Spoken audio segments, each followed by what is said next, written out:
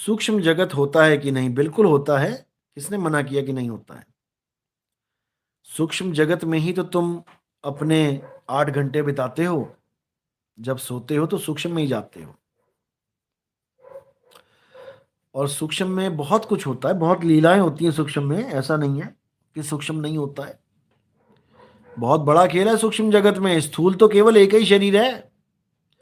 सूक्ष्म के बाद तो लाइन लगी पड़ी है। स्थूल, सूक्ष्म, कारण, महाकारण, कैवल्य, हंस, ये सूक्ष्म से भी सूक्ष्म शरीर हैं, प्रकाशित शरीर हैं। जो गुरुओं की देह दिखाई देती है, प्रकाशमयी देह। कई भक्तों ने तो खुद की देह को, प्रकाशमयी देह को देखा है। वो सब सूक्ष्म से भी सूक्ष्म देही हैं।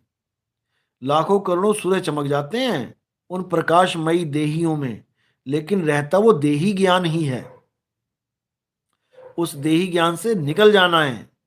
देही ज्ञान सब जगत बखाने, विदेही ज्ञान कोई बिरला जाने।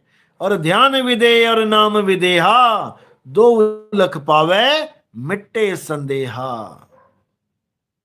दो लख पावे। पहले ध्यान विदेह का ज्ञान होना चाहिए कि ध्यान कैसे करना है, और फिर नाम विदेह की प्राप्ति होनी चाहिए कि वो शब्द गुरु है क्या। जब वो प्राप्ति होगी तब तुम्हारे संदेह खत्म होंगे, ना कि किसी गुरु के कहने से संदेह खत्म हो जाएंगे। वो प्राप्ति का सौदा है भाई, प्राप्ति करके ही संदेह खत्म होगा। और कोई सोचे मेरे गुरु ने मुझे आ करके नाम दे दिया, मेरी मुक्ति हो जाएगी। सारी जन्म लगे रहना, सारा जन्म बीत जाएगा तुम्हारा। जब तक वो चीज प्राप्त नहीं हुई तब तक कुछ नहीं होने वाला। और वो प्राप्त तब होगी जब नी अक्षर ध्यान करोगे। बिना कोई चीज मन में लाए, बिना विचार के, विचार शून्य हो जाओगे, उसके बाद वो वस्तु मिलेगी। केवल विचार शून्य हो जाने से मुक्ति नहीं होती है। लोग विचार शून्यता को मुक्ति बना के बैठ गए कि विचार शून्य हो गए जी, मुक्ति होगी, मेरे कुछ विचार नहीं आता। अरे विचार नहीं आता ये भी एक विचार है, आ तो गया। ये सोचना कि मुझे विचार नहीं आया, ये भी एक विचार ही है। ये सब तब खत्म होगा जब शब्द गुरु आ जाएगा। शब्द गुरु आया, तुम कुछ सोच ही नहीं सकते, चाह कर भी नहीं सोच सकते। चाह कर भी।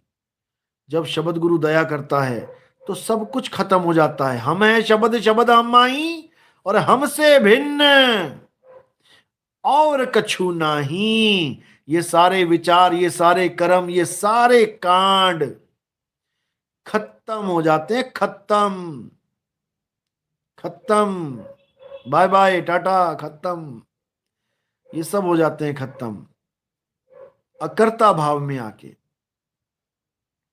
अकर्ता भाव में, अकर्ता भाव में सारे कर्म खत्म, और तुम निष्पाप हो जाते हो, निष्कलंक हो जाते हो। तुम ही निष्कलंक अवतार हो जाते हो। समझ जाओ इस बात को।